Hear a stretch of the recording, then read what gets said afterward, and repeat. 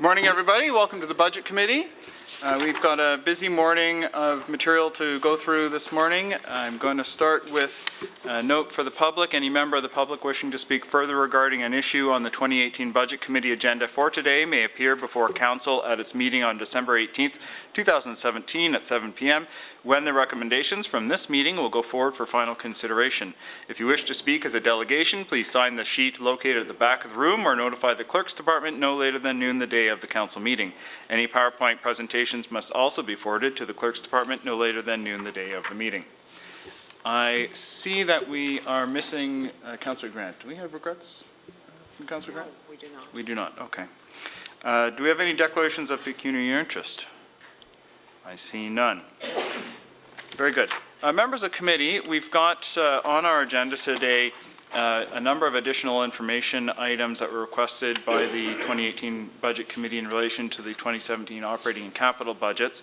Some of them are items for receipt and some of them have elements that ultimately should get considered for being passed. And finally, we've got item number 2, which is the budget deliberations. For that, I've provided to you a suggested draft recommendation to start from that can be amended and changed as desired by the committee. But before we do that, I'm going to ask the audience if there are any members of the audience here today who wish to provide additional information to the committee before we go on with the items that are before us. Can I poll the audience for anybody who wishes to provide us with information? If you would care to come down, Ms. Sargent, and provide us whatever information you wish to, then we look forward to that.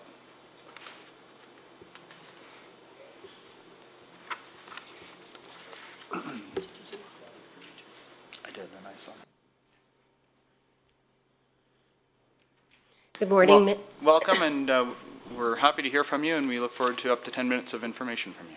Thank you very much, members of the Budget Committee and staff.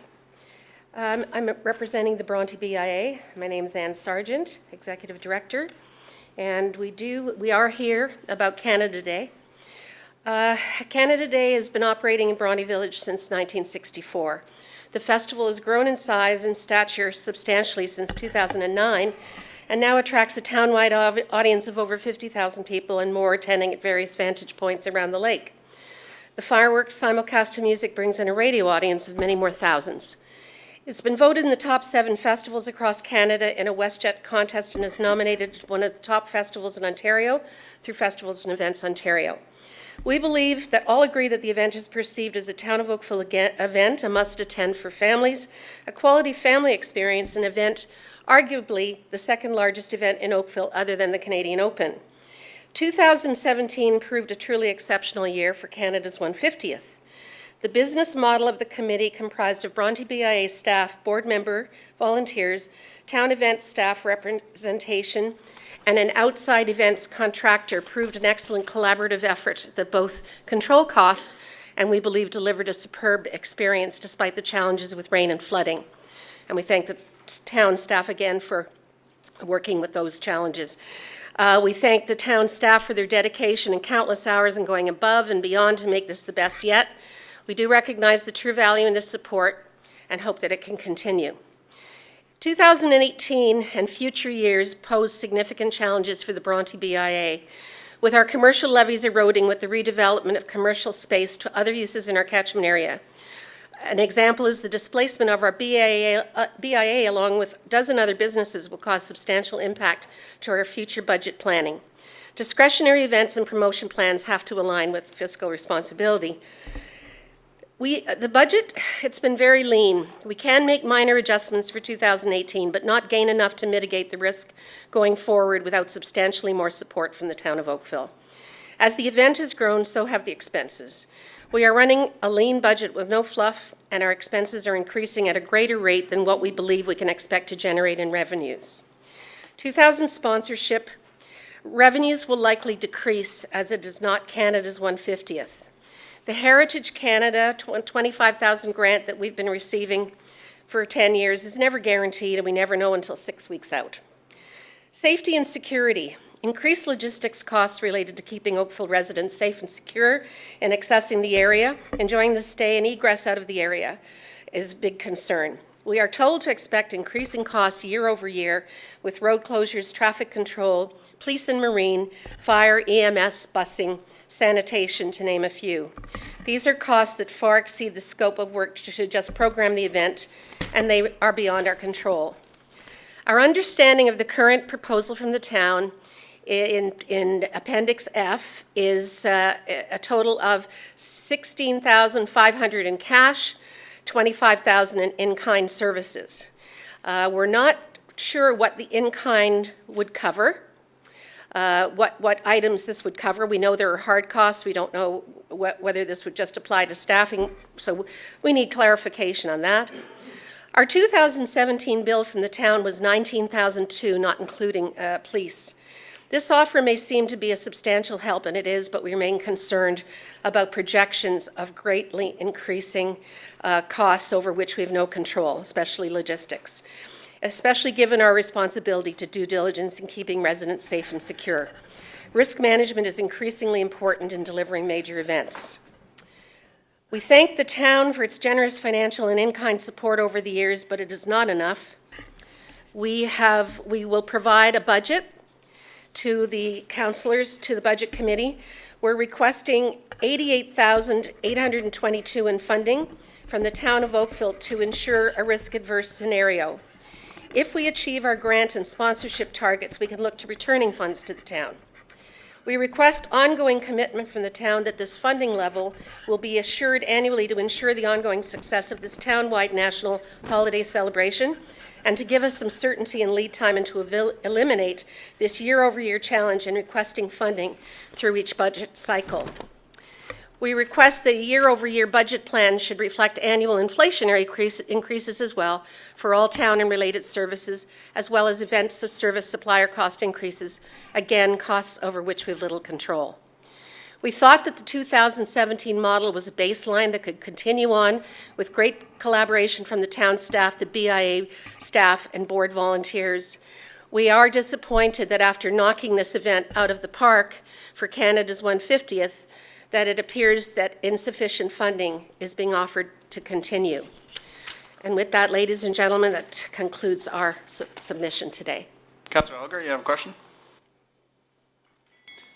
Thank you very much for your presentation. Can you go back over your numbers again? I thought I heard 88,000 something that you want. Correct. And we're giving you 15,000 event grant, 25,000 in-kind support, and $1,500 fee waiver? Yes, that's the proposal? That's the proposal. Yes. And you're saying you're short just a little bit, like almost 60-some thousand? Yes, Councillor Elgar, we are. It's a bit of a big spread. It is. What number? What was your number? 88? 88. 822. And that has been built, and I will leave the budget with you, that has been built with a model that takes out sponsorship numbers that we perceive to be at risk, as well as increasing costs.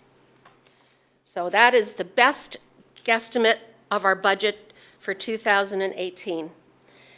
And I realize it's quite a jump from what we've heard and what you've heard before from our board, but this is our new reality. Let me ask you, why are the sponsorships, looks like you're not going to have any? Like, what's happened? Actually, I'd like to call the chair of our Canada Day committee up, Mr. Paul Cates, if I may, to answer that. Yeah, because that is an awfully big spread we have here. Thank you, ladies and gentlemen. If we can make sure you're in front of the mic, that would be great. Okay, Thanks. The revenues are going to be, we feel, be declined. First of all, we had it's in the report that we had the $35,000 from the town last year to cover off the cost of the fireworks, and that'll be taken away. We're also, when you look at veritable expenses, we were really concerned with our veritable costs especially on the town costs. We had, example, we expect this year the costs from the police department could double. what happened at the end of our fireworks last year.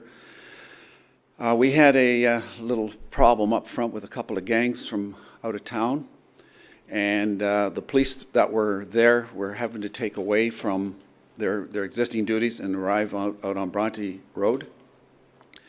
So we can't have that happen again. So next year, I'm assuring that the cost of policing is going to double, because they're going to have additional people on site in order to make sure that the safety of the exit of the people leaving will be looked after. So there's another. So we're looking at budgeting there from a cost of $47,000 up to about $61,000. That being, it takes into accumulation additional town costs. We expect that, because the town costs are increasing, same as what our costs are increasing, so therefore we have to build that into the budget. So you keep adding up each one, and also too, from a sponsorship package and experience I've had with event management, the cost, the people that are buying into the program, last year some of them came forward for the first time, and they did it because they wanted to be part of Canada's 150th. And so we are anticipating some of that support is going to go away. We've taken approximately about $30,000 out of revenues that we don't think are attainable for the coming year. So we've got a decrease in revenues, potentially strong increases in expenses, and we just don't feel that number that we presented, the $88,000, also takes out the $25,000 that we hopefully will get from the federal government. If we get that $25,000, then that number then is reduced. And if we get more than $30,000 back in lost revenues from our sponsorships, but then you look at going into business on a speculative way, Alan, I can't buy into that. There's just too much moving targets, both in revenues and also in costs. So the two aligned together just don't work. Your total budget for Canada Day is how much for 2018? Have you got that? Yeah, 88. No, the budget. That's, if it's 88, then you want us to fund the whole show. Yes. I see. Give me the, oh. No, I'm not. This is.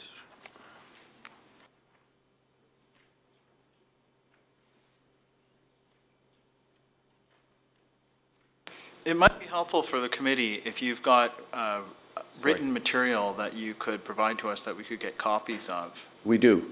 Then perhaps you could provide that to our clerk so that we can have a copy of it in front of the members. I think Right. they're having a hard time understanding what your ask is. Okay. Okay, so sorry. I'll come to you in a second. I left the copy of the budget at the office. I'm very sorry. The total event cost last year was $178,000 for 2017. And our proposed budget, we will forward to you to the clerk as soon as we get back to the office. Okay, I'm afraid that is going to probably be too late, but Mayor Burton? Mr. Chair, I appreciate the urgency that BIA feels. I'd like to find a way to accommodate them without holding up the budget. And I would recommend that we refer this matter to staff to work with the BIA to work out an appropriate level of Canada Day observance for 2018. I support the staff suggestion that 2018 should not become the new floor that we continue to build from. We built up Canada Day for 2017, I mean. We built it up for the 150th. We didn't build it up with the intent of continuing it at that new level. And I'm sure with our talented events personnel, we can help them work out a plan that council will be able to support, and the BIA will be able to be proud of, and all of us will enjoy. Thank you for that. Are there other questions from the committee members? Councillor Chisholm?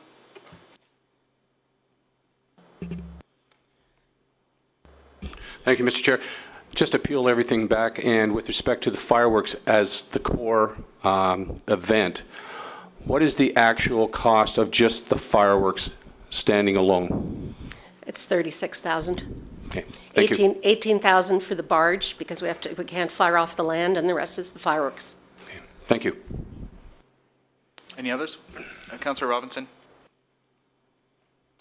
Just regarding the budget, Mr. Chair, would you be able to transfer a copy of the budget to the clerk's department so that all the members of the budget committee can see it quickly, like later on today? Absolutely. Again, my apologies. That's okay. That happens easily with you being so busy, so thanks.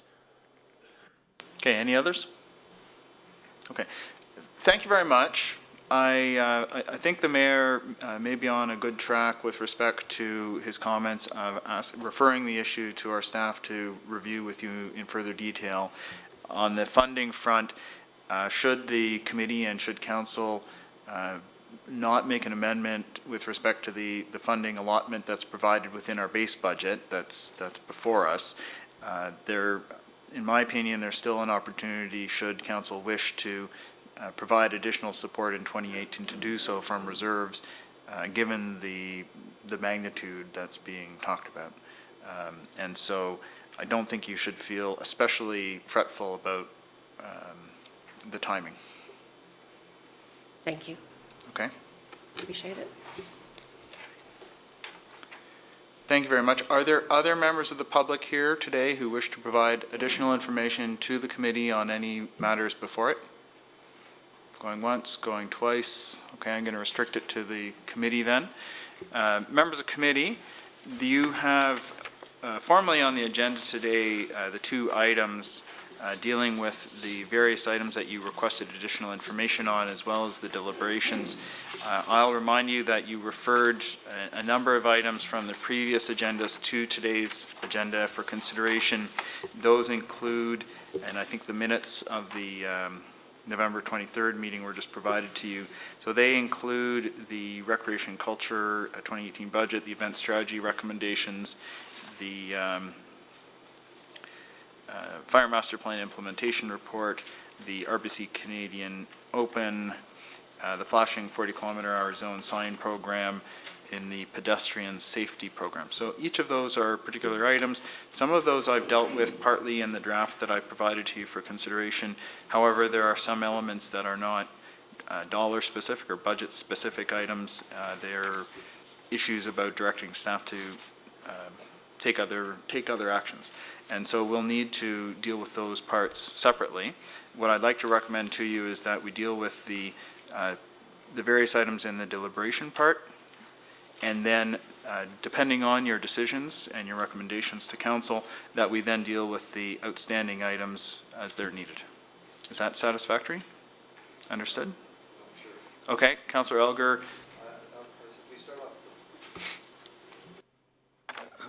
Through you, Mr. Chair, the flashing 40,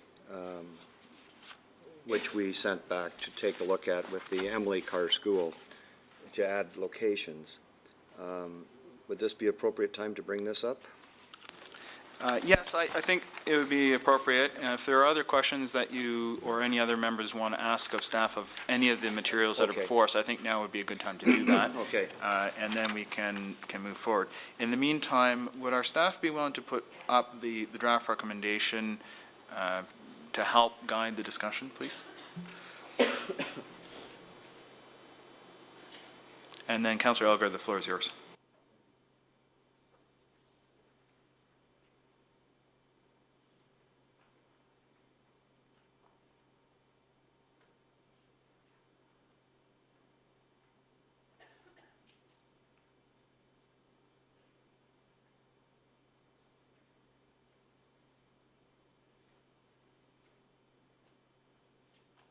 Go ahead, Councillor. Thank you. I think that, actually, I guess the flashing 40 school zone sign is actually is 2C. Is, if you can, yeah, 2C, there it is there. And my concern is, for whatever reason, Pine Glen has become a cut-through street in use from Bronte over to Third Line and then farther east all the way over as far as it goes. And because of the traffic on Dundas, it's believed. And I am concerned that, in fact, there is something that has to be done on that street now that it's open from one end to the other. And the number of residents, and this isn't just one resident. This is a case where we've got over 40 households that are actively involved with something has to be done here before there is a serious injury to either a child or a crossing guard, which apparently almost happened a couple of weeks ago. And I'm thinking that a $12,000 sign is well worth the safety of any child or anyone in this area of the school.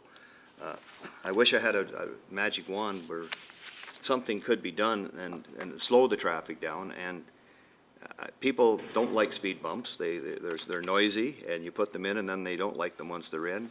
And I'm thinking the flashing 40 school zone sign, I think, could be a great assistance to us. So I would ask that that be added to the budget for the Emily Carr School area. So, Councillor, what I might suggest to you is that, first of all, this is not yet on the floor, so it might be helpful if I had somebody move the recommendations. Thank you, Mayor Burton. So, what is before you now is now formally in front of the committee. Councillor Elgar, what I might suggest to you then is that 2C be amended, and that you ask for an amendment to add, and the Emily Carr site subject to the related traffic study, and that would put it within the budget. The allotment that's there covers 16 sites. Councillor, the Cornwall Road site is one that there's some discussion as to whether it merits the site or not, and so if that one comes off and the Emily Carr one goes on, it's full. If both sites are required, then staff would have to come back and ask for the extra $12,000 out of stabilization funds for the year from a reserve account for the year. And I hear what you're saying, and and in the alternative, the 192,000 could be amended to be 204,000, and if the one or both sites don't merit it, then the money gets saved and gets put back in reserve. I hear what you're saying, and the problem I've got with what is recommended, some of the areas, they already have four-way stop signs within a few yards of the schools on the list that they're recommending to put the flashing 40. This one is a little bit different, where there's no stop sign, four-way stop sign right near Emily Carr. That's my concern. So I guess I would ask, when do we think the study would be done on Pine Glen related to the issues, so that something could happen relatively early in 2018 if they see it that way?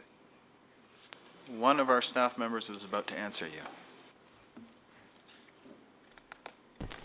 Through you, Mr. Chair, we have a request for report from Council to report back on Pine Glen on a number of issues related to the safety concerns that have been expressed by the residents. So speeding in front of the schools, the speed limits in front of the schools, stop signs, bike lanes, crossing guards, all of those issues will be reported on back to Council through Community Services Committee in February. And it was our intent to include consideration of this recommendation for the flashing 40 in that analysis, so that there was a comprehensive report that came back to the committee for your consideration in Q1. And remind us, how did you intend to fund any changes? Through you, Mr. Chair, we do have the annual traffic calming budget, but not being aware of what the findings of that report are going to be at this time, we have not made recommendations for funding. That would have to be included in the report as well, so that committee could be aware of what the impacts were and whether we used existing funding which pushed other projects out, or whether we needed to ask for new funding to implement any recommendations of that report. Thank you, Mayor Burton. Thank you, Mr. Chair. At the risk of looking like I'm in favor of deciding before studying, I would like to change my motion to have 2C read $204,000 and whatever mention of Emily Carr is necessary to get the $12,000 there. May I then recommend to you that you add "and the Emily Carr site subject to the related traffic study"? Yes.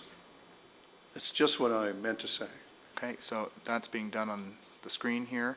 So that $204,000 in funding from the capital reserve for the flashing 40-kilometer-hour zone sign program be included, and that staff confirm the sites after further consideration of the Cornwall Road site and the Emily Carr site subject to the related traffic study.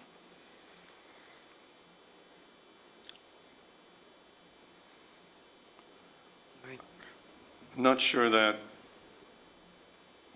reads the way I meant. Do you need a semicolon after the word Cornwall Road site?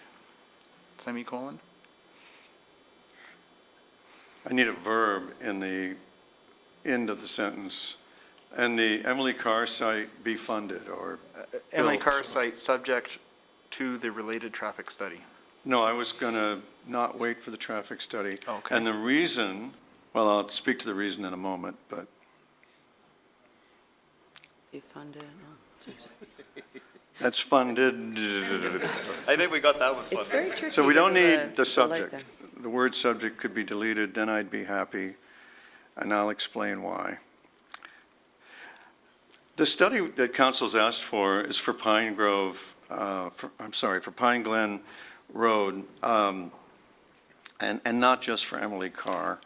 And the councilor for the area, I think, has made a good case that this is a site that needs some protection. And I think we should put the protection in that the sign will provide as soon as possible. And then as the study, when the study is finally delivered, we'll discover what more we'll need to do. But it's pretty clear, I think, to all of us that we need to do this and more. And let's wait for the study to find out what the more is. But since this measure is so affordable and appears to be strongly desired, I support it.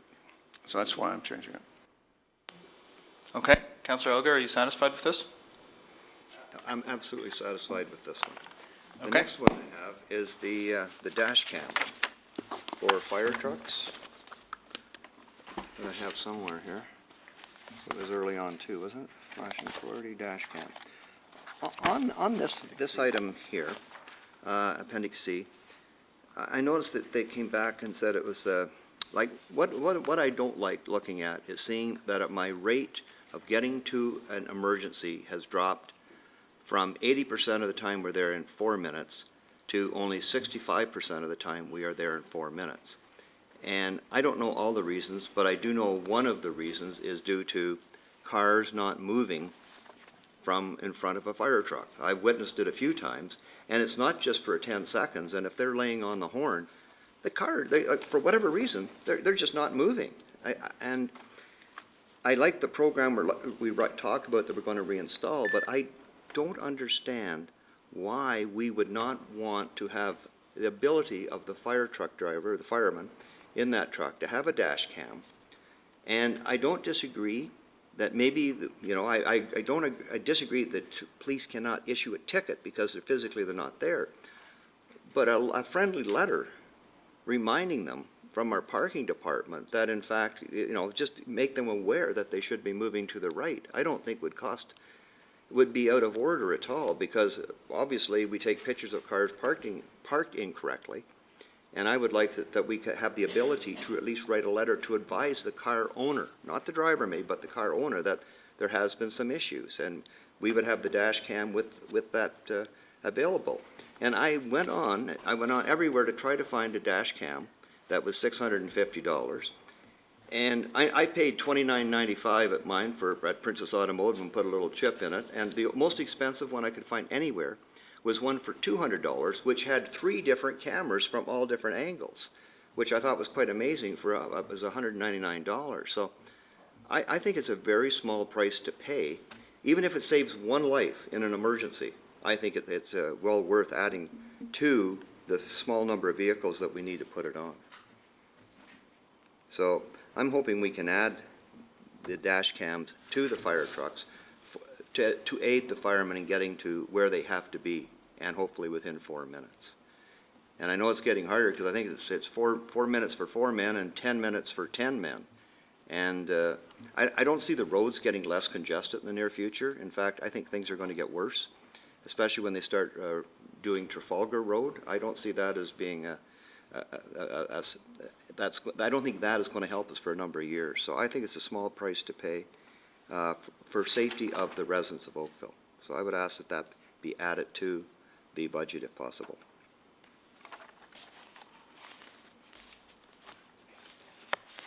Mayor Burton. Councillor, I'd like to accommodate you, but the fact that it won't have any impact whatsoever on the problem is too big a hurdle to leap over to spend the money. We already actually have cameras on the, every smartphone in the truck has a camera in it. We could get a picture of the car that's blocking their way easily. The difficulty is that we can't charge them, and we're already in a position to capture that information. What we really need, and what, as chair of the police, I'll commit to do, is we need to get stronger enforcement out there. We've got to make people regret getting in the way of the fire truck.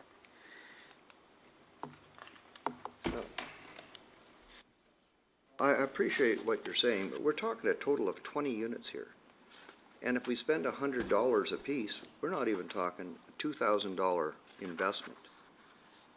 I just think it's minuscule, the amount of money that I think might help. It's not going to hinder, and that I don't disagree as chair of the police board. If you can do more, that's fine. But I'm just thinking of the firemen today trying to do the job that we hire them to do.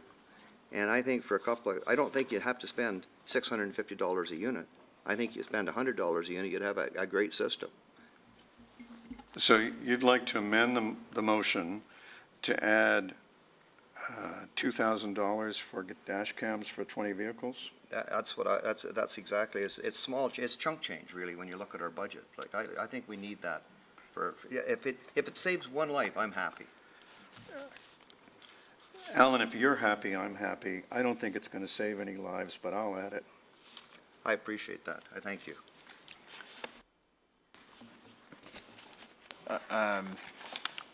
Would you care to make an amendment or not? I'd like to add to my motion that we add $2,000 to equip 20 fire vehicles with dash cams. That would be, I guess, in your system here. Does that go? I think you'd be adding a 2F. Thank you. And that would be that $2,000 in funding be provided for the provision of dash cameras on fire vehicles. 20 dash cams. Sorry, and 2F, not 1F, I think. 2F.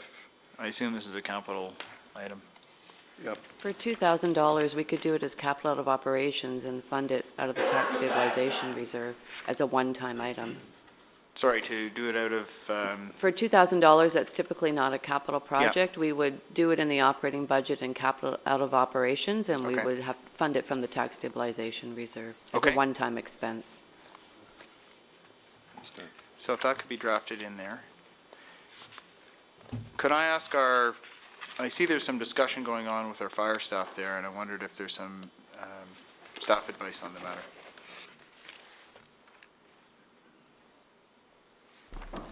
Through you, Mr. Chair.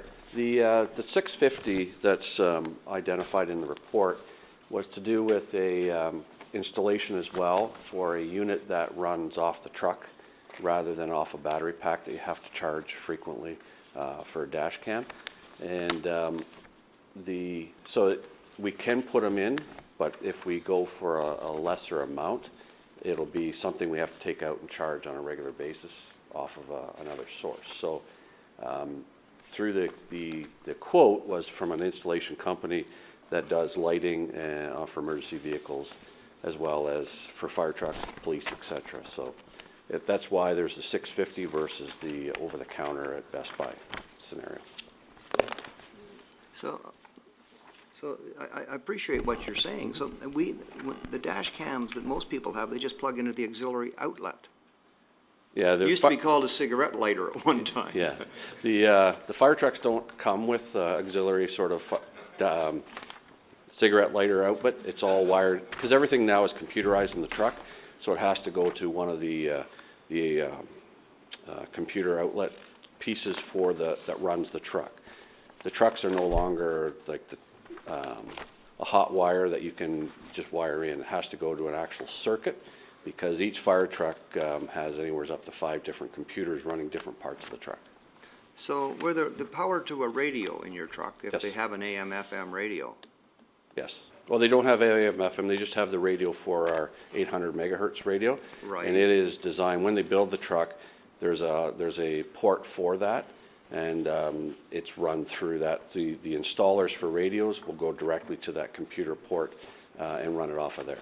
There is no wires in that truck where you could do a crimp on to give you an outlet to plug in the dash cam? No, they wouldn't crimp onto an existing power source. They would actually go back to a source. There may be open ports on one of the boards, but they won't actually tie into an existing system, because everything comes off of one of the computers.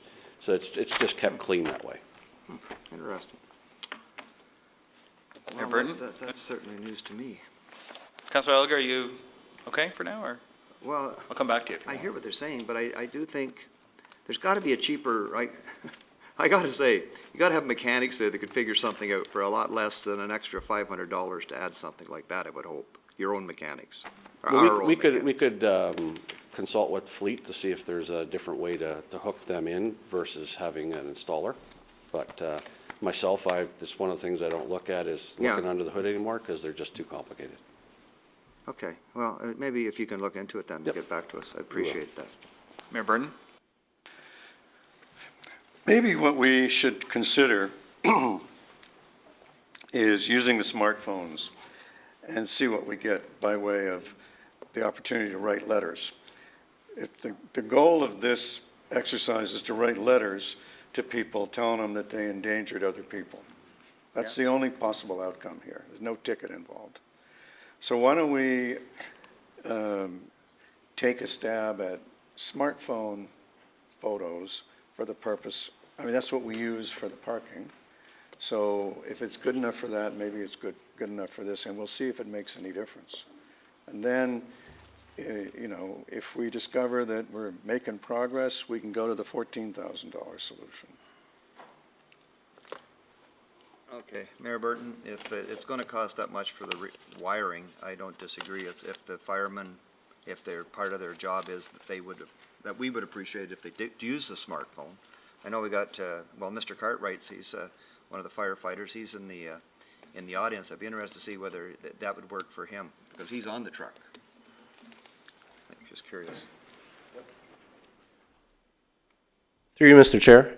Yes, that would be fine. That's what the normal practice is now. If the captain of the truck sees a altercation or a problem with the driver, we usually write down the license plate number or take a picture, and then follow up with through one of our deputy chiefs. So that's our procedure now. I thank you for that, Phil. Thanks. I'll just take that amendment back. Yeah, that's fine. Okay, if we can delete 1H, please.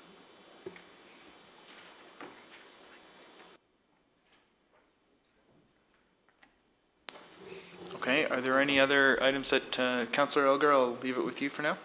The other item I have is the big one, and it has to do with the council chamber renovations. And they came up at council not that long ago, for the initial time when we saw it. And that night, we were told that, the slopes did not meet the standards of the floor of the gallery. And I, as well as other councillors, there was other ones spoke up, said, we have to make it compliant. So I did go, got a laser level, I did the slope, and I found out that, in fact, the slope does meet the Ontario Building Code, and the AODA doesn't have anything for interior. So in fact, the slope does not have to be changed. And when I went back to look at the accessibility minutes that were before we had our council meeting, it was stated in those minutes that in fact there would be no change in the slope of the gallery, which I was interested that I wouldn't have had to measure had I had those minutes ahead of time. But then we get into wheelchair access.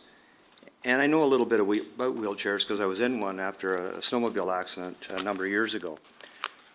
And I'm looking at turning radius, but I'm also looking at the act, and I find out, in fact, that our aisleway now, which is over about 70 inches wide, 72, if you come in the wheelchair and they show you the diagram, if you come in and you come down, in fact, it only needs to be 43¼ inches, 1,100 millimeters.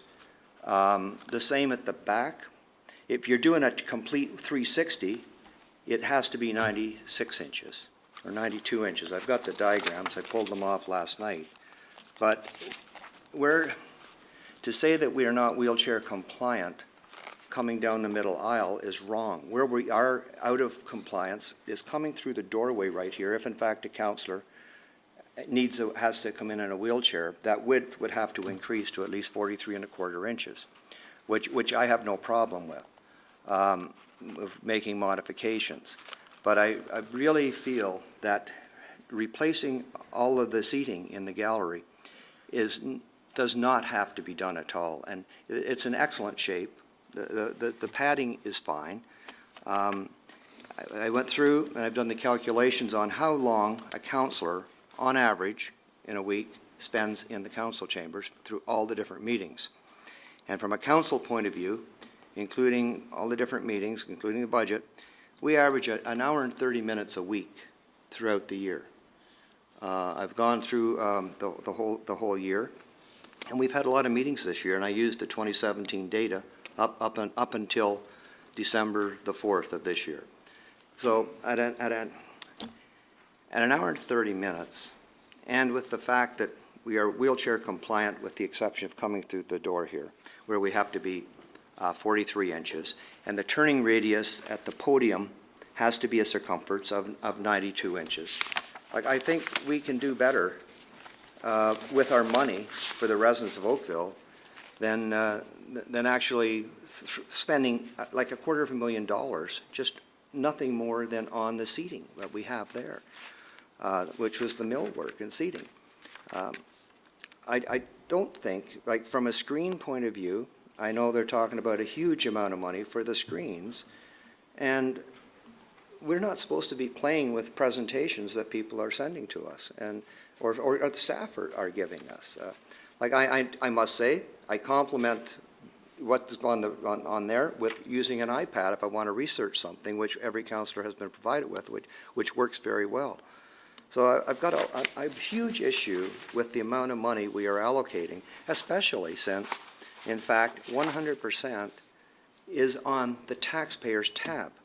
When I went back through the renovations that were done in the council chamber back in 2004, the letter from the staff say it was actually 70% development charges and old lot levies that had to be used up.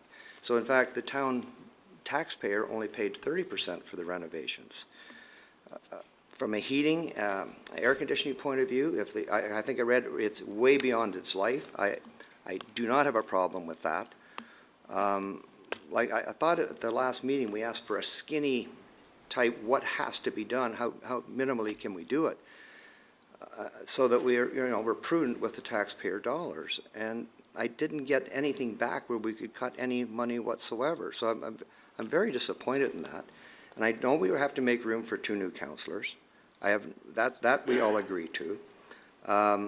Now we talked about if the mayor sits up top, he doesn't want to, and I can understand that, he hasn't got a good view. But you can take out this whole area behind where right now Councillor Adams is sitting, make it at the same level and angle everything, and you can meet all requirements. I think we're asking for a Cadillac which we don't need, and so I can't support at all this recommendation. And being without the south atrium where people use it quite a bit. If the seating that is here goes in there, it's not exactly what you call easily movable seating. It's going to be fastened. So I'm really, I've always supported the budget for the last 17 years. This would be 18. But I just can't see myself supporting something on taxpayers' money 100% of doing all the things we have in here that we want to do. So I just can't support it at all the way it is right now. Councillor, can I suggest an amendment to you that might help?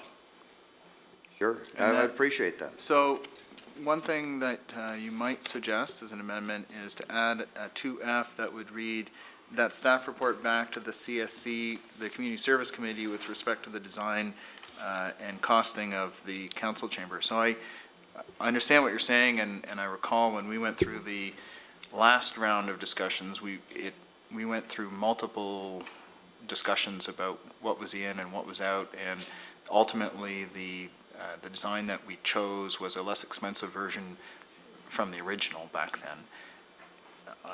There's a lot of moving parts in this one. There's the HVAC, the electrical, the IT, the millwork, a whole bunch of details.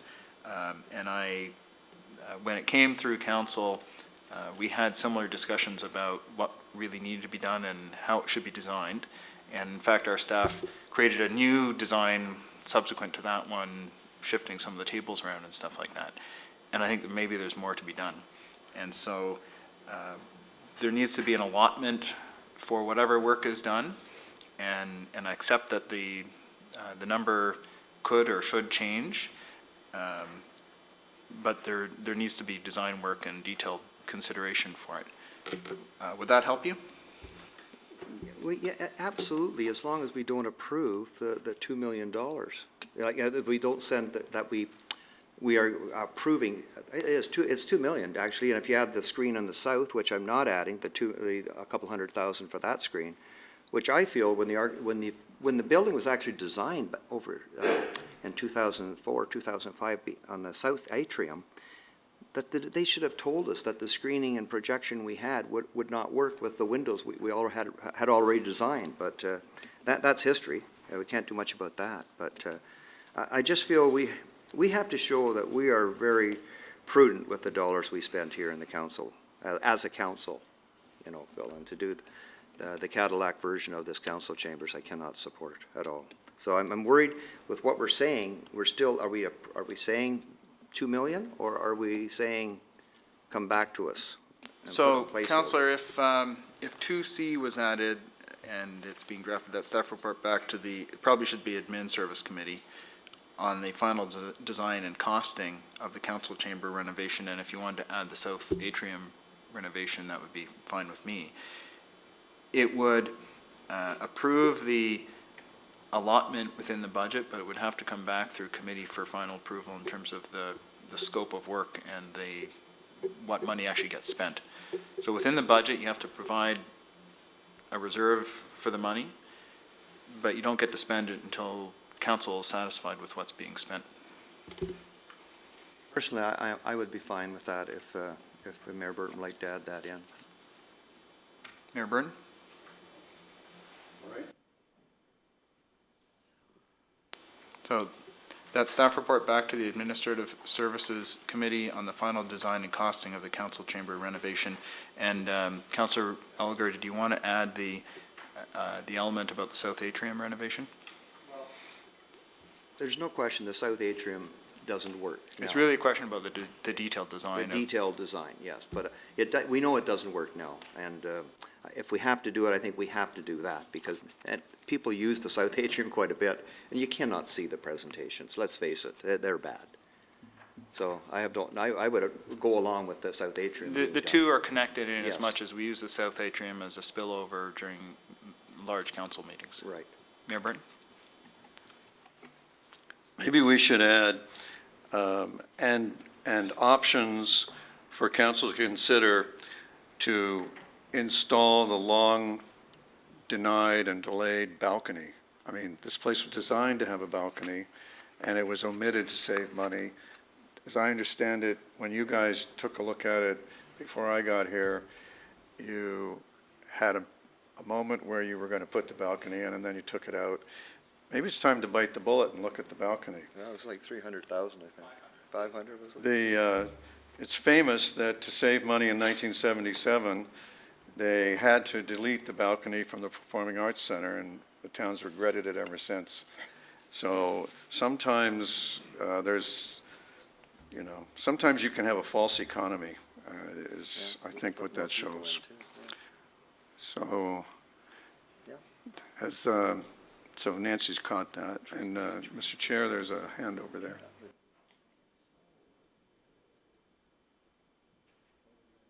Councillor Knoll? My apologies, I have a fat thumb. You really didn't want to hear from me, did you? Through you, I just wanted to ask the mover if that would, so maybe not the mover, maybe ask staff. One of the things in the budget is $490,000, which includes repair and replace mechanical, electrical, LED, and lighting. I mean, I understand from staff that our HVAC system in this room was at end of life. And delaying it even by months, puts both all three, the staff, council, and public in discomfort, but also could potentially lead to a more substantial breakdown, which could end up costing us more money in the long run. I've had a lot of experience pushing HVAC to its limits, and it can often cost more when you don't deal with it at a point when it's still operational. So is that something that maybe should be carved off and actually considered to be approved, at least that portion of it today, since it's an actual cost of good repair expense? Councillor, because the HVAC work would have to be done when you're ripping apart the room, the whole thing, yeah, I know it's a ceiling, but you're ripping apart the room. You can't do that while the room is still operational. The whole design, I think, would have to get approved by council. What this would do is approve the allotment, so the funding for the HVAC would be incorporated into that. So there wouldn't be any risk of not having the money available. Councillor, Mayor Burton? I'd like to reassure the councillor and everyone else that there's no significant delay going to be caused by this. It'll be an early report in the next ASC. I just didn't want to see the thing get put off too far and we end up in a situation, especially with the winter coming, because this room can get very cold during council meetings. So that's just not from our cheapness. You're satisfied? Okay. Any other questions? Councillor Elgar, floor is still yours. Yeah, the only other one I had was Appendix U, which is the for the radar units. I want to do the speed. What I'm wondering is there a chance we need more of those units around Oakville? That would help us try to slow traffic down. It's every street. There's a problem. It's people that live in the area, but radar speed display signs, I do believe they do work. And I don't know if the staff feel there is more required. Hey, I'd be all for purchasing more. Now, the other thing I have, which is not as fun, when we do speed surveys, I've noticed when we put out to measure the speeds that people are traveling on a roadway, they tend to have brake lights going on as they're hitting the tubes across the road. And is there another device where we don't have tubes in the road that we could use that staff is aware of? That because that's always what I noticed it myself. I think I might do it myself. But I just wondering, is there another instrument out there that we could use at all? I don't know. I'm asking. I see our staff are considering the answers to your two questions. So one question is, should there be more RCDS available? This motion provides for 5 additional pole-mounted and 1 additional mobile unit. And the second question is there another way of doing speed surveys?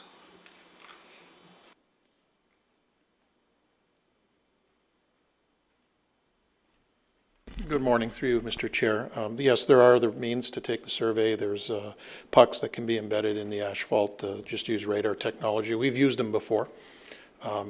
With regards to the number of signs, we had a report to a committee last night that outlined speed thresholds in the traffic calming program. The report was simply received last night. The concern is that you can order a bunch of more signs, but the resources we have to manage the program is greatly impacted, and we can't keep up. We can barely keep up today with the program as it is.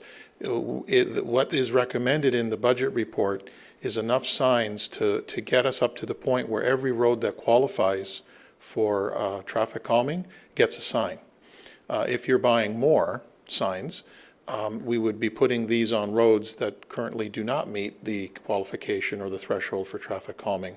So then it gets into more of a proactive means, and which roads would we put them on? Are we dealing with roads that are 3 kilometers within the traffic calming threshold or 5 kilometers? And then your quantity of location can go up. I think in our report last night we said if we drop the threshold, for example, let's say we used it for 5 kilometers an hour, you're looking at a 300% increase in locations throughout the town, and you're looking at tripling all the resources to manage that program. So, and our thought was to increase it by, I think it's 5 signs is what it says in the appendix, and that will allow us the opportunity to put a sign in both directions. Correct, Joe? No, I take that back. But that's enough to get us up to the. That would be enough to get us up to all the locations that qualify then. My apologies. Well, I appreciate hearing that, Dan. What about the pucks you mentioned? Are they expensive to do? Like, is that a big cost instead of the tubes? I don't think the cost is an issue. It's the reliability. Sometimes they disappear. Oh, really?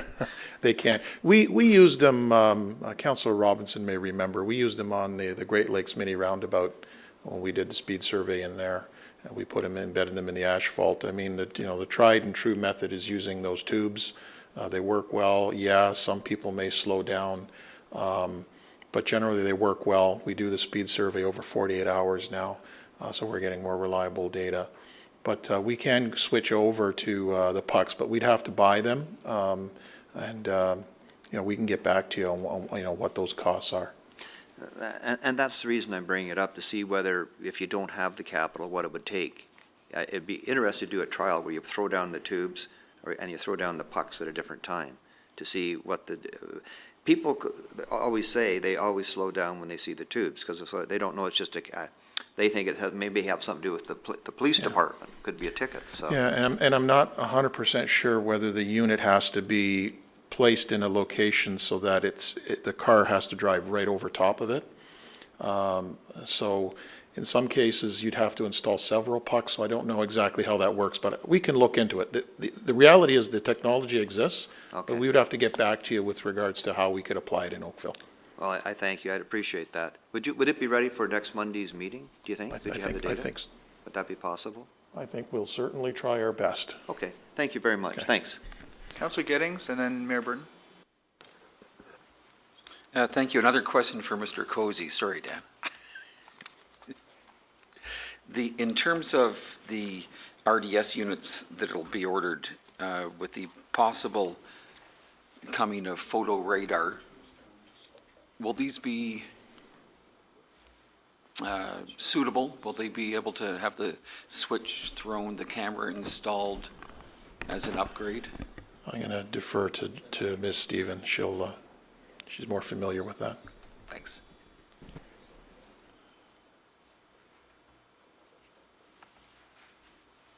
Through you, Mr. Chair. Staff are participating with the Ontario Traffic Council on a committee to look at the different types of technology as well as implementation framework legislation, all of that associated with photo radar. At this point, we've just had a technology day where we've looked at different types of equipment that's available. The group seems to be leaning towards separate equipment, separate from the radar speed signs. Partly everybody else has got something different that they're using, and we're trying very hard to standardize the equipment so that there isn't, a question about calibration or reliability if you go from one jurisdiction to another, because it is under provincial legislation. So the signs that we have today, no, are not likely to be used for photo radar. They would be redeployed elsewhere at the time the photo radar does come into play. All right, I appreciate that. And further to that, what about the portable signs? The region has a couple that they use on an ongoing basis. Have we looked at those? I assume that those wouldn't be suitable for photo radar because they're probably more difficult to calibrate. Yeah. Through you, Mr. Chair, we did recommend a mobile trailer-mounted sign as something that we could use as more of an educational tool for those locations that are approaching the traffic calming threshold. Again, it would not be something that we would look to install a camera in when photo radar does come, but it is a tool that's available, and we did include that as something that we could fund through our existing traffic calming budget. And just to, Councillor, just make sure that everyone's aware, 1F does refer to the one mobile radar speed sign to be added. All right, and further to our discussion, or ongoing discussions about areas with lack of sidewalks. I haven't caught up with my council colleague from the CSC meeting last night, but ongoing concerns for areas where there isn't a sidewalk on either side of the road, and whether those are being treated fairly in terms of receiving traffic calming or RDS units. Still very concerned about where we have youth and seniors and walkers out on roadways where there's no level of protection, and whether those are being treated fairly in terms of being looked at for these signs. Through you, Mr. Chair, a few items to help answer that question. First, to qualify for the radar speed sign, the location needs to meet the traffic calming thresholds, and that is the first level of screening. That does not consider whether there are sidewalks on one or both sides of the road, or what else is around. It's strictly a technical speed-related criterion. However, we do have a second level of screening once we get past that helps us prioritize locations, and that's where both sidewalks and pedestrian generators do come into play. In addition to those criteria, we also look at collision history. So the locations that then have the potential for a greater risk for collisions or for impacts to pedestrians, cyclists, and drivers are weighed. That's all weighed against each other, and then those locations rise to the top. In addition, we do have a request for a report back to council on looking at how we deal with the areas that have the tendency to generate more pedestrians.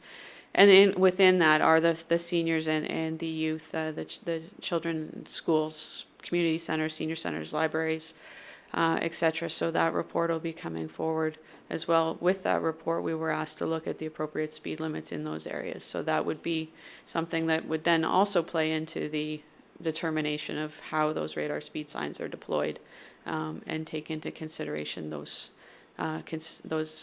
issues that you've mentioned about sidewalks and seniors and youth being vulnerable. Appreciate the update. Thank you. Mayor Burton, did you have further questions, or did any of that satisfy you? I was going to go back to speed measuring. If the evidence is that putting the tubes out slows people down, then I think we should leave the tubes out. For a longer period of time, yeah. No, I think. We can put black strings out year-round. How about that? Councillor Knoll? Hi, thank you. With respect to the RSDS units, I'm just curious if, this is a bad mic, I'm glad I don't sit at this table. The fact that they're only on one side, does that have an impact on the effectiveness of the program? I mean, I'm assuming it would, but I'm curious about that. I never thought of that before, that in the warrant areas, you've got one side, or you've got one sign for one direction of traffic, but not on the other. How does that impact the effectiveness of the program? Through you, Mr. Chair. Through our speed surveys, we have observed that there typically is one direction that the speeds are higher in than the other. There may be many reasons why that happens. You could be approaching a stop sign, you could be leaving a school zone for whatever reason. So, but the traffic calming that's ultimately implemented after the radar speed sign portion of the program is in play would account for both directions. So we are slowing people both coming and going eastbound, westbound, that sort of thing. So we haven't had an issue yet in terms of that negatively impacting the program. We've always been able to go in and put the needed traffic calming in both directions in the location where the signs have been placed. Okay, and in terms of the warrant itself or the speed assessment, how often do you find that one direction of traffic meets the warrant and the other doesn't? Is that a common factor, or is that more rare? Through Mr. Chair, I would say it's a common Okay. factor. They may be close, they may be within 2 or 3 kilometers of each other. There may be a bit more of a gap, but generally it is in the one location, the one direction. Okay. And so that's where we place the signs. So it's your professional opinion that having the one sign in the one direction is adequate to most effectively implement the program? Yeah, and through you, Mr. Chair, it's worked so far and we'd like to continue that way. That's great. Thank you so much. Councillor Chisholm? Thank you very much. Through the chair, just some observations and questions with respect to all the technology that we're doing and so forth, whether it be a deterrent or whatever the case may be. But, Your Worship, you did indicate about enforcement. What is our connection, not to take too much time with the Budget Committee, and I do apologize, but the question has to be asked is that, when does enforcement kick into this? Because we can be spending all kinds of taxpayers' money with respect to all these technologies, and I'm even seeing on Trafalgar Road now where we have the radar, the speed radar, people are ignoring it already. It's supposed to be 40 and they're going by 50, 55. So I just get a little frustrated with respect to human behavior, that it just goes back to the way we used to do things, and they keep driving more powerful cars, more cars on the road. So what are we doing with respect to that? I'd be glad to talk to you about it offline, but basically we enforce the law, and it's a complaints-driven process. You let them know, and they'll respond. I'm not sure. It's just like bylaw, Councillor. There's not enough money in the world to put a bylaw officer or a policeman on every corner. And so we depend upon the community to be engaged enough to phone in, whether it's a bylaw infraction or a legal problem, or a criminal problem. So it's a complaints-driven world. That's why I sometimes humorously call us the chief complaint officers.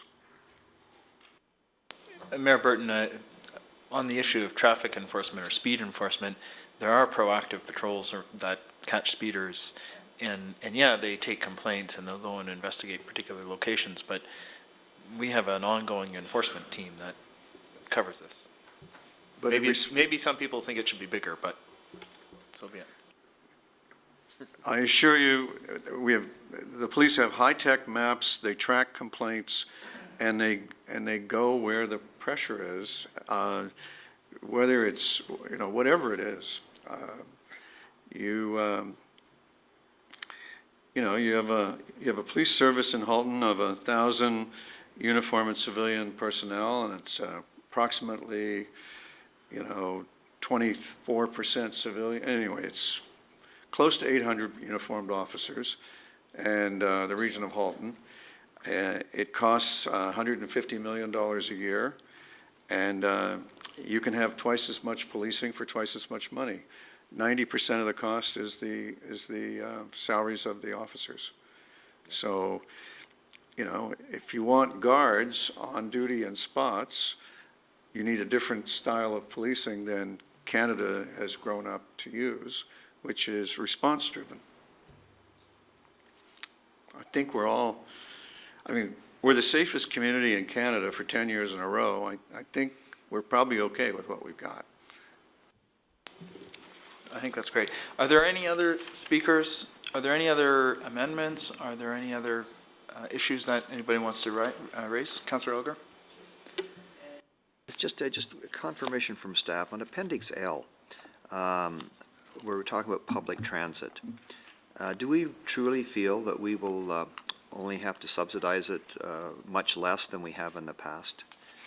I just, if the staff, I just wanted, it's written out that the conventional cost recovery for the 2018 budget has now been adjusted to 38%, and it used to, in 2017 it was 31%. So that's a major shift, and I'm just wondering, is this because of a fare increase that we're imposing, or are we getting, is there other things that we're gaining a lot of people, we think, in 2018 to use the transit?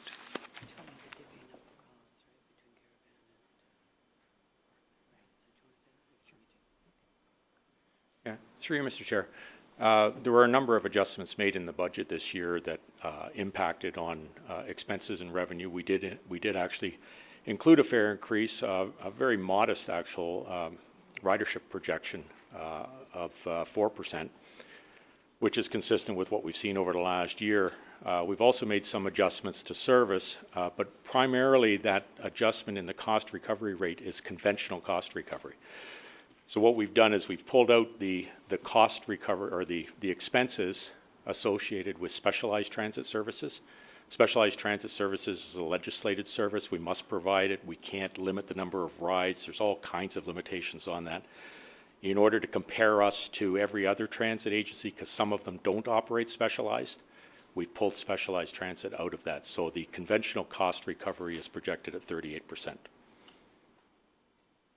Barry, I want to thank you, because I read that, but I didn't comprehend exactly, and now I see what you have done, and that's so we are comparable to other municipalities throughout Ontario. That's correct. I appreciate that. Thanks very much. Okay, very good. I just received regrets from Councillor Grant, just so everyone knows. Councillor Giddings? Thank you, Mr. Chair. Question regarding the gypsy moth spraying program. I was happy to see that included. And I guess a question, I see Mr. Mark coming up here.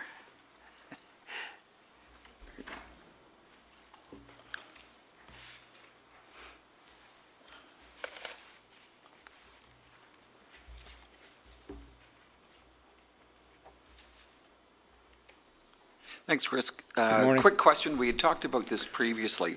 Happy to see the funding come through. That'll provide for the aerial spraying. Yes. And we had talked about the street side municipal trees. Is there anything in there that will be able to look after our municipal trees that are affected? Certainly through you, Mr. Chair, certainly within areas that are not being sprayed, if they are in the, I would say, high area, we can certainly look at banding those trees as street trees. The program is looking at areas that are extreme, hoping that if we cover off the extreme areas, we'll be knocking out the insect such that it will be less inclined to go into those areas of town where it's currently either high or moderate. But certainly if there is areas where we have street trees, or if people actually do want to wrap their own tree, we can certainly look at providing them the contact information where they could obtain their own wrap to wrap their own either private tree or street tree if they wanted to do that as well.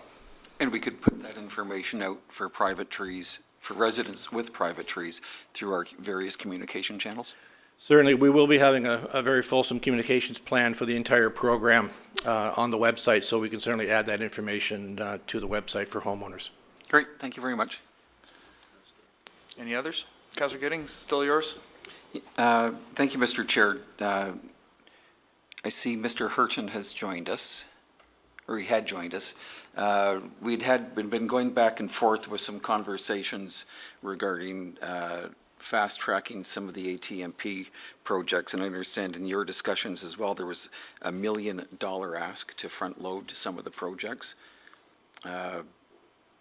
in terms of bringing some of these forward. Just wondering if that's something that should be referred back. It's at this point $1 million injected into the budget as something else. Is that something that's better handled through the 10-year forecast? I think that maybe our staff want to provide some background information on the ATMP funding, first of all, there's some new money from the province that is still, I think the details are still to be worked out. That's one element that's on our plate right now. And there is a capital forecast process that's still to come. And so perhaps our staff can provide us some of that detail and background.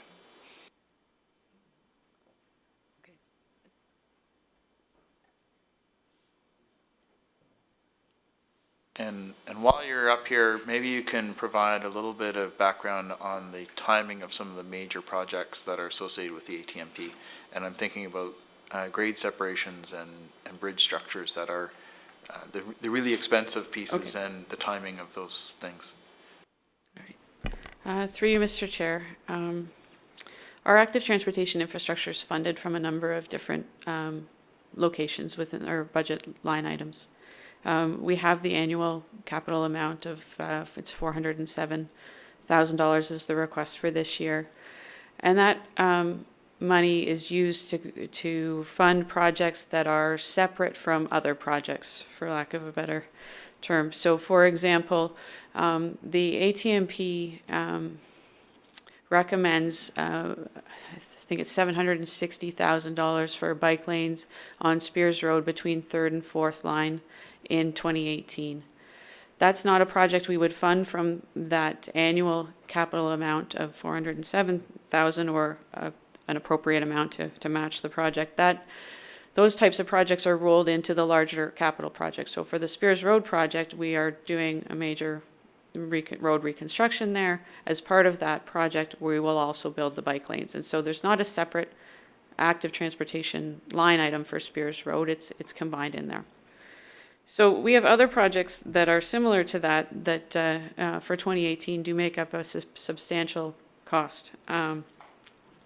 Bridge Road between 3rd and Sharon will be in design in 2018. That's another project that was identified in the ATMP for 2018 at $116,000.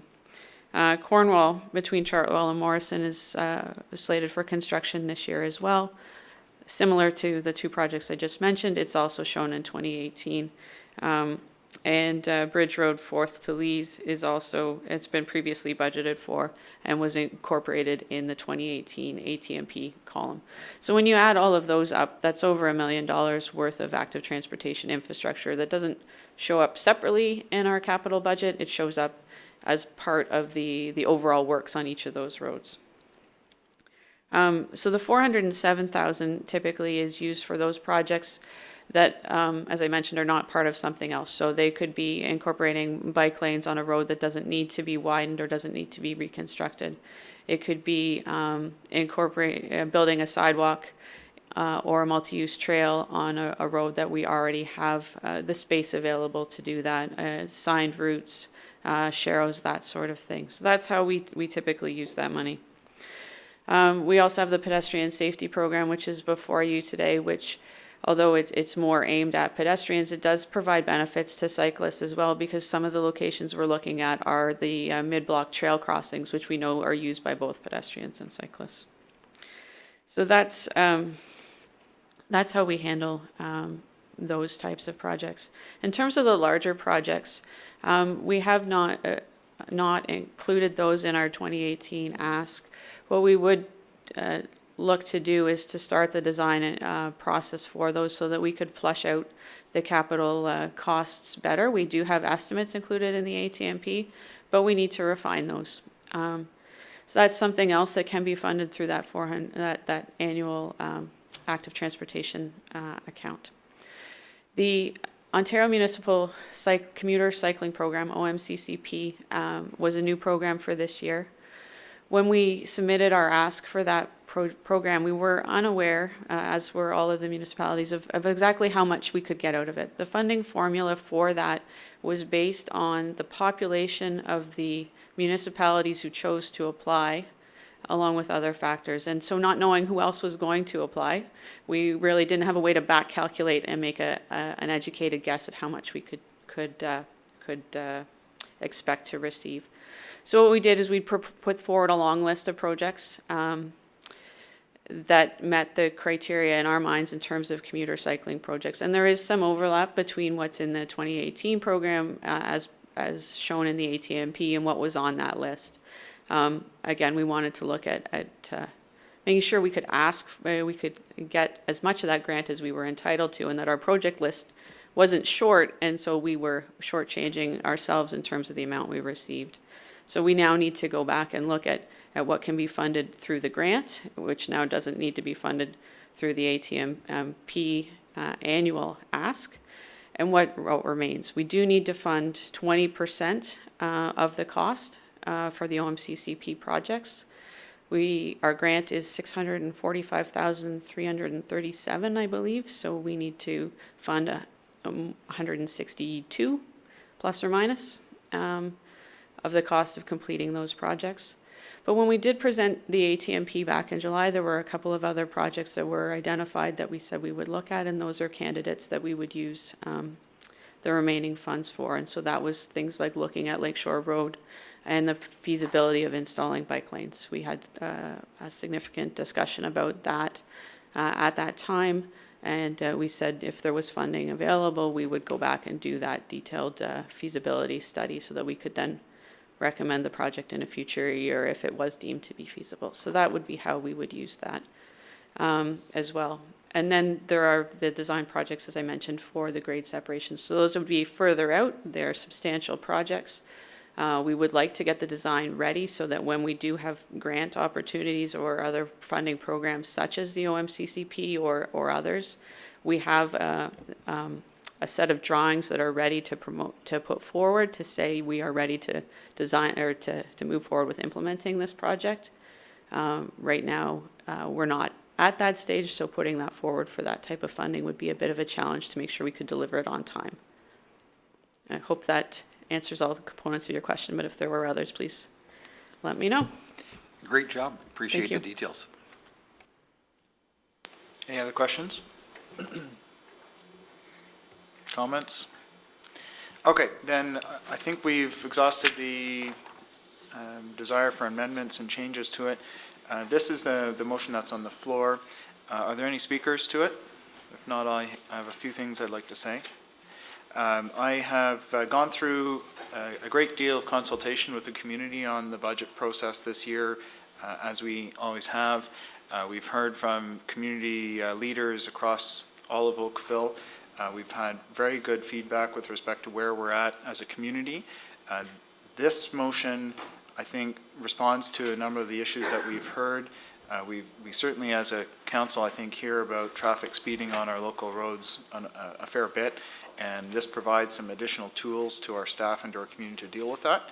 It puts the payment towards the cultural grants that this council and the cultural community, I think, has been looking for a long time, and completes that package for us. It does provide for funding for the event strategy, and we do have to deal with another piece of it, which is to look at the financial sustainability of that program. There's a number of other smaller items here, including the bocce court that we heard from a member of the community on. It provides funding for the RBC Canadian Open, and it does provide for funding for the Oakville Green Backyard Tree Planting Program, and for that to come back with further details to council. There was some questioning about what exactly was included in that, and for it to come back to council gives council the opportunity to make sure that the program is providing the response or the materials to the community that we're looking for, both in terms of tree planting as well as education. And Councillor Robinson, I'll come to you in just a minute. Thank you very much, Mr. Chair and members of the Budget Committee. I would appreciate your giving some consideration to a quick review of this operating document that you've amended today or proposed to amend in a minute, and see if you cannot find some substantial adjustments in there that will help alleviate the concerns that the BIA in Bronte is currently faced with. Council, I think you're referring to Canada Day issues that we heard about? Yes, that's what I was. Councillor, I'll come to that in just a minute then, okay? The final parts that I want to talk about here are the overall impact, and if maybe we can scroll down to the bottom of this, the item number 3. The third part of this and I'll read it out here, that the 2018 net Town of Oakville levy request of $189,688,000 be approved, resulting in a 2.58% increase in the town share of the residential. Sorry, did I say thousand? 189,688. 189,688,000. But did I misspeak? If I did, I apologize. Be approved, resulting in a 2.58% increase in the town share of the residential property tax bill, representing an approximate 1.75% overall residential tax rate increase, and that piece includes the town, the region, and the education components, and that the treasurer be authorized to confirm and adjust these amounts if required prior to council's approval of the budget on December 18, 2017. The 1.75% figure is likely to be the lowest increase in all of the GTA. And it is certainly the lowest amongst our neighbors. And in fact, our record has been the lowest of our neighbors, and this will be the 4th year running. At least. I haven't gone back farther in it, so it may go farther back than that. But this council and this committee has had a very good record of not only keeping our tax rates in line with inflation, broadly speaking, but as well, we've kept them, the increases in a very stable fashion. If you look at the increases that we've had over the last 10 years, the standard deviation of those increases is about half of what it was in the 10 years prior.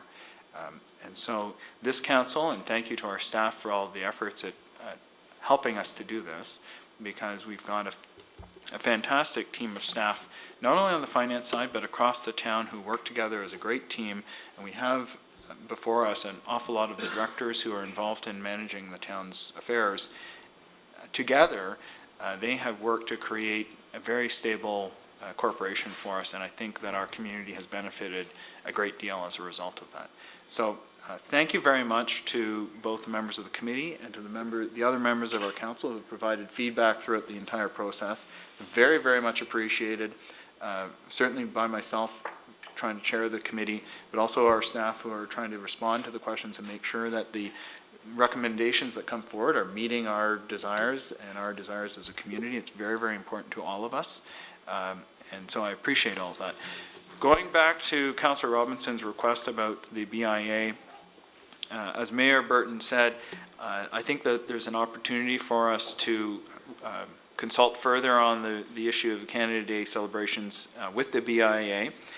Once we deal with this item that's before us, I intend for us to go back through the various other referrals that we have, and one of the referrals is related to the Canada Day celebrations and the BIA's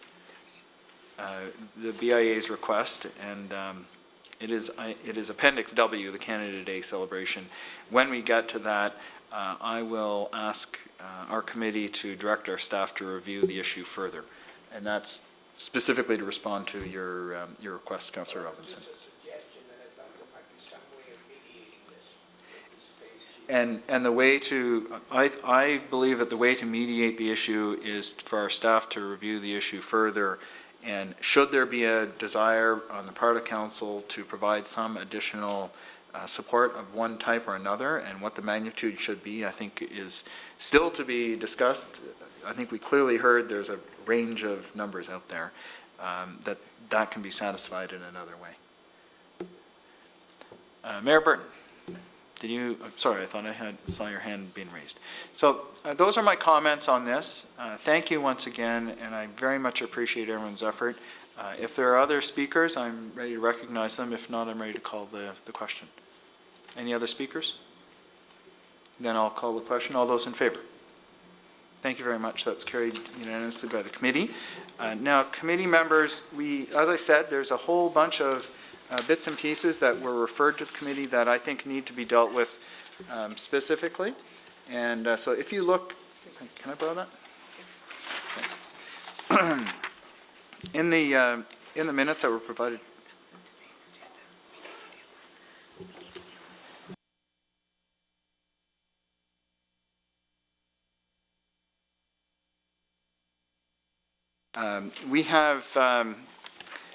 We have before us on our agenda today item number 1, and that's the additional information, and it includes appendices A through X. We're all the way to X. All the way to X. So we have, and I'll deal with each of these, and then we do need to go to the referrals that were sent to us from the previous meeting. But in Appendix A is the potential additional school sites for flashing 40-kilometer signs. We have dealt with that, and I don't believe that that requires any further action. But I suggest that we simply receive Appendix A. Could I get a motion to receive Appendix A? That's moved by Councillor Giddings. All those in favor? That's carried. Appendix B is additional information on traffic signal optimization. That's a motion to receive. Councillor Giddings has moved that. All those in favor? That's carried. Thank you. Councillor C is the cost of installing dash cams in all fire apparatus, and that includes some material that I think we ought to pass, and that is one, that fire services in partnership with the police and EMS services reinforce the Pull to the Right campaign through an aggressive media and social media campaign to improve driver compliance. 2, that the fire department continue to monitor the response KPIs for any negative changes, and 3, that the purchase of dash cameras be deferred for consideration at a future time. Councillor Elgar, would you like to move that one? Councillor Elgar has moved that. All those in favor? That's carried. D is the total operating budget by commission for 2017-2018, that the information contained in Appendix D from the Financial Planning Department be received. Can I have a mover of that? Councillor Giddings has moved it. All those in favor? That's carried.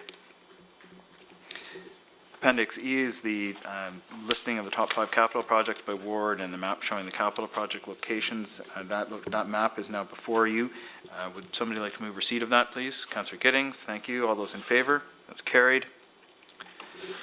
Appendix F is the information regarding extending the planting of trees on private property in conjunction with Oakville Green. Could we have a mover? Councillor Elgar has moved receipt of that report. All those in favor? Thank you. Appendix G is the updated list of shovel-ready projects. With respect to this one, could I get a motion to receive the report and for council to endorse the list of shovel-ready projects, please? Councillor Giddings has moved that. All those in favor? Thank you. That's carried. So council, the committee has recommended endorsing that list of shovel-ready projects. Appendix H is additional information on the bocce ball court, Glen Ashton. Could we move the receipt of that? We have provided funding in the other motion. All those in favor? That's carried. Thank you, Mayor Burton. Information on gap positions. Could we have a mover of that information? Councillor Elgar has moved receipt. All those in favor? Thank you. That's received. Appendix J and K. I think that this report can simply be received as we've incorporated the funding subject to the item 2F. Councillor Giddings has moved receipt of it. All those in favor? That's received. Appendix L, town subsidy for public transit. Councillor Elgar, would you be willing to move receipt of that? All those in favor? That's received. Thank you. Appendix M is information on fire hall design and fire hall 8. Councillor Elgar, I think that was your request. Are you willing to receive that? Thank you. All those in favor? That's carried. Appendix N is the information on the QEP CCC kitchen. Could I have a mover receipt for that? Councillor Elgar has moved receipt. All those in favor? Thank you. That's received. Appendix O is net increase in tree planting. Councillor Giddings has moved receipt. All those in favor? That's carried. Appendix P is the information on calls for specialized transit. Councillor Elgar, that might have been yours. He's moved it. All those in favor? That's carried. Appendix Q, information on home-to-hub transit service. Can I have a mover of that? Mayor Burton, thank you. All those in favor? That's carried. Appendix R, information on parking utilization. Councillor Giddings has moved to receipt. All those in favor? That's carried. Thank you. Appendix S, additional information on swimming pool rental fees and water temperature. Mayor Burton's moved it. All those in favor? That's carried. Thank you. Appendix T, information on Transit Route 120. Mayor Burton's moved receipt of that report. And I'll note that within that there's a recommendation that staff continue to consider that issue as part of its ongoing efforts to manage our transit system. All those in favor of receipt of the report? That's carried. Thank you. Appendix U is a consideration of additional radar signs. So committee, you have already approved the funding of it, and so I recommend that you do pass the motion that a mobile radar speed display sign be added to the inventory of our SDS units and used on a rotational basis for locations that are within 5 kilometers per hour of the traffic calming threshold, and 2, that 5 pole-mounted RSDS units also be added to the inventory and deployed at locations that meet the traffic calming thresholds. Mayor Britton's moved that. All those in favor? That's carried. Thank you. So that provides direction on how those are to be used. Appendix V, details on Glen Abbey Library renovation digital hub. Councillor Elgar, are you willing to move that? That's moved. All those in favor? That's carried. Thank you.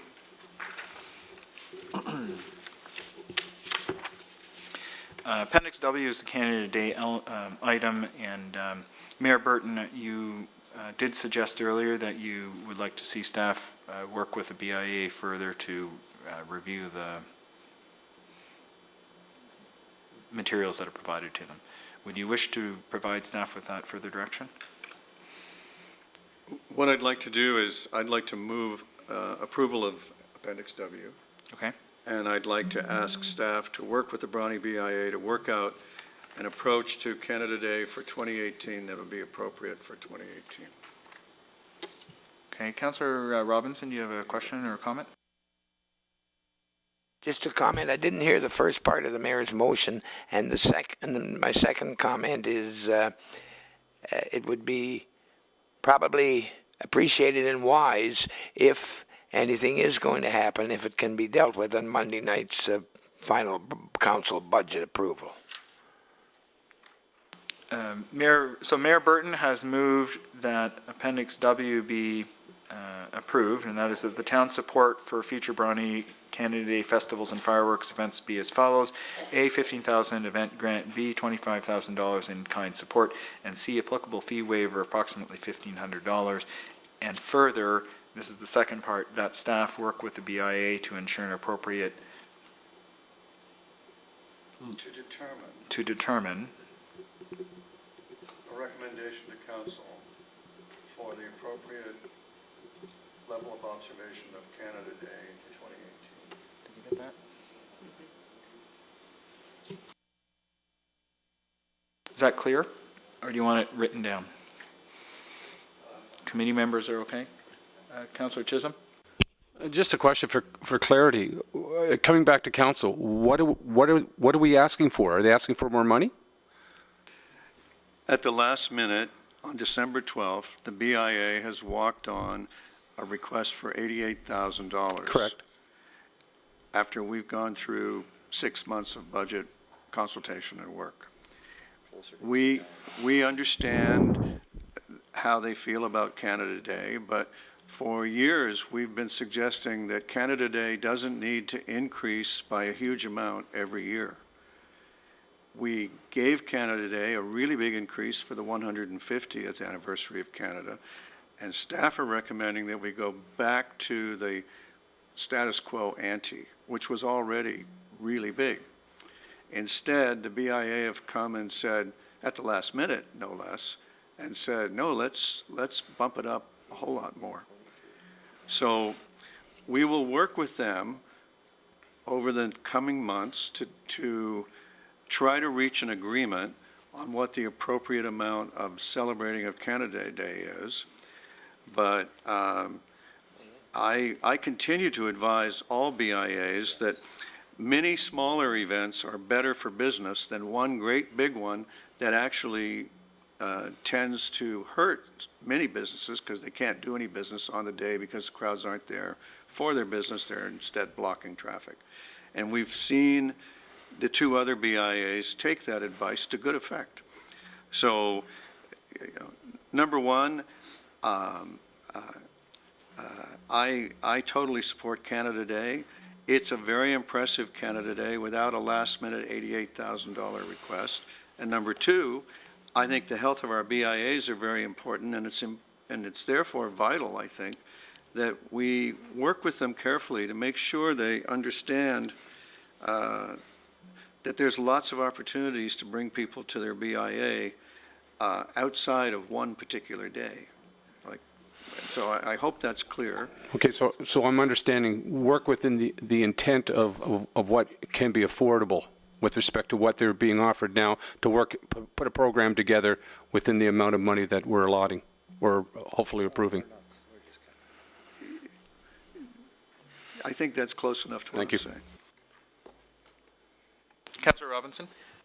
Thank you very much for letting me become part of this little debate, Mr. Chair, but this was not really a last-minute decision.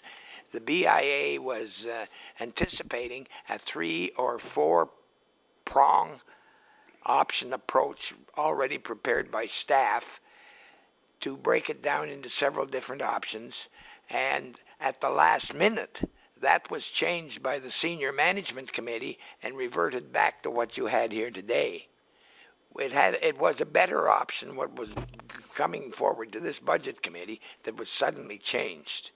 It was not a last-minute decision by the budget committee. Thank you. I'm not sure what to do with that, other than we've got a motion on the floor. I'm going to stand on my motion. Yeah. Okay.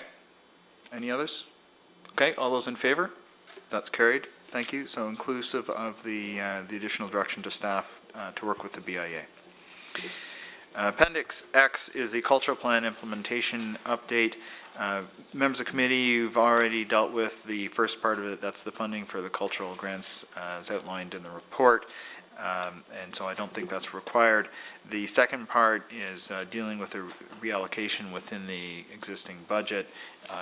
Members of staff, do you need direction on this, or are you satisfied with the way it's been handled within the motion passed by committee already? Through you, Mr. Chair, I think we're okay with the way it reads. So you would be satisfied if we receive Appendix X? Yes. Thank you. Mayor Burton's moved receipt of it. All those in favor? That's carried. Thank you. Okay. We've dealt with the budget deliberation element of it. However, there were a number of items that were referred to the committee from the previous meeting of the committee, and I'm going to bring us back to the event strategy recommendations. Members of committee, do you have that in front of you? I do. You do? You'll see that there were 5 items as part of the number 3 event strategy recommendation. The first one was that the report entitled Event Strategy Recommendations from the Recreation and Culture Department be received. The second is that staff be directed to report back on options for a sustainable financial model to support additional resources for the special events service to the 2019 Budget Committee. 3, that the council approve a 1-year contract for a temporary events position to be funded from the tax stabilization reserve to ensure continuity of service for 2018. 4 is subject to approval of clause 3, and that is A, the enhanced incentive program be approved at the cost of $5,000 on a 1-year trial basis, and B, that the community development grant options be deferred to the 2019 budget process, and 5, that the fee waiver policy be modified to provide a base rate of 30% of eligible costs. Committee, we dealt with part 3 of that, and we dealt with part 4A. We do need items 1, 2, 4B, and 5 to be moved. Mayor Burton has done so.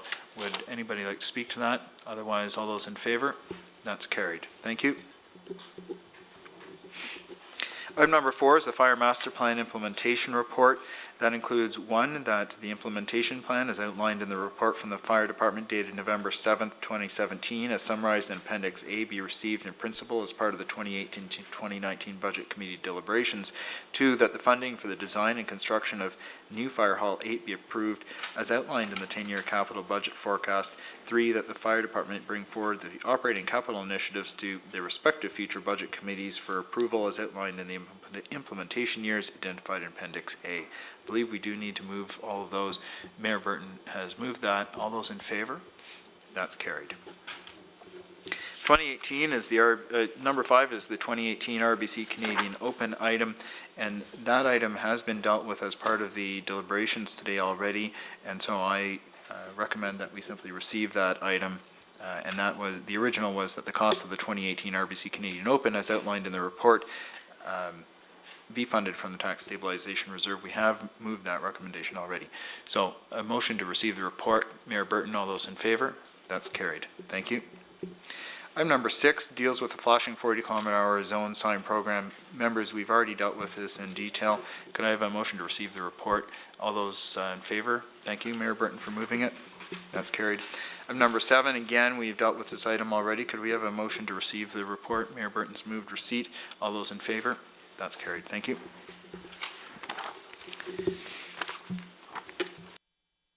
If you'll give me just a minute, I want to make sure that we haven't missed any bits and pieces.